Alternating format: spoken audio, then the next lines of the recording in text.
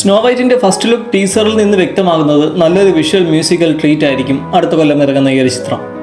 ബഡ്ജറ്റിന്റെ നല്ലൊരു ശതമാനവും അനിമേഷൻ വർക്കുകളിലേക്കാണ് പോയിട്ടുള്ളതെന്ന് മനസ്സിലാക്കാം.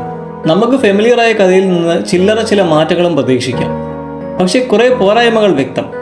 ആദ്യം തന്നെ സ്നോ വൈറ്റിന് ആ പേര് വരുന്നത് തന്നെ വേറെ ആരെക്കാളും ബ്രൈറ്റായ മഞ്ഞുപോലെ വെളുത്ത നിറമുള്ള ഒരു കുട്ടിയായതുകൊണ്ടാണ്. ഇവിടെ ഇതിപ്പോൾ എന്താ പറയുക, സ്നോ വൈറ്റിന്റെ സൗന്ദര്യത്തിൽ അസൂയ തോന്നുന്ന ഈവൾ ക്വീൻ. പക്ഷേ ഇതിപ്പോൾ സ്നോ വൈറ്റിനേക്കാൾ സൗന്ദര്യമുണ്ട് ഈവൾ ക്വീനിന്. ഗ്യാൽ ഗഡോറ്റും റേച്ചൽ സെഗ്ലറുമാണ് ഈ ലൈവ് ആക്ഷനിലെ പ്രധാനികൾ. ഡിസ്നിയുടെ ലൈവ് ആക്ഷൻ എന്ന് പറയുമ്പോൾ പക്ഷേ രണ്ടാമതൊന്ന് ചിന്തിക്കണം.